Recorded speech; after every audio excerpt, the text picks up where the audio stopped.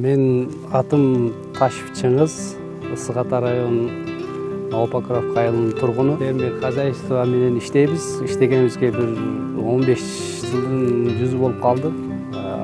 Основной Айыл банк менен иштешебиз. Айыл банктын туруктуу кардарыбыз десек деле болот. Бизге дыйкандарга өкмөттүн акыркы жылдары колдоосу жакшы болуп атат. Айыл чарба 11 долбооруну биз да быйыл очередке жазылып Айыл банк аркылуу 300 миң жеңилдетилген 6% менен насыя алганбыз. Алган акчабызды өз убагында алдык. Алып жер иштетебиз. Могу кызылча, жүгөрү ошолорго өтө жакшы колдоо болду дейм. Айыл банкта бизге жардам берип атат. Убагында берип акчаны алган акчага сарамжалдуу пайдаланып, жанагы селитра, үрөндөрдү алдык.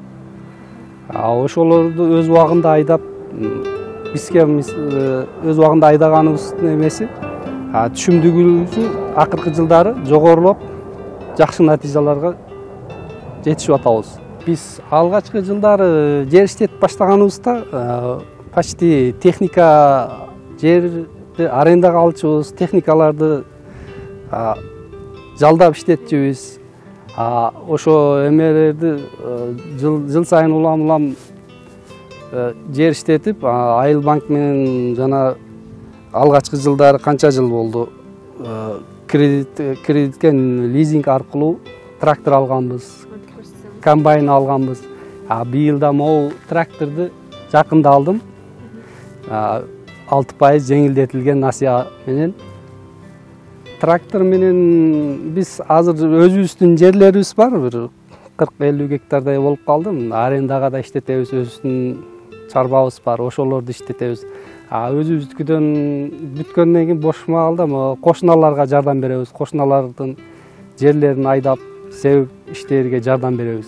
Жерди арендага алып иштеткенде, мисалы тракторду да жалдап иштеткенде, биз дыйкандарга жер иштеткенде бардыгы өз убагында болуш керек.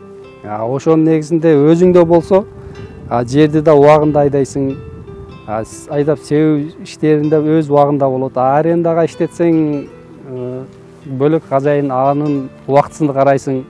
Дыйканчылык өз убагында болуш керек. Ошонун негизинде түшүмдүүлүк жогору болот. Очередти көпкө деле күткөнүм жок. Заявление жаздым. Заявление жазгандан өздөрү эле чалышып, Айыл банк өздөрү чалышып, очередиңиз келди байке, алып кетиңиз деп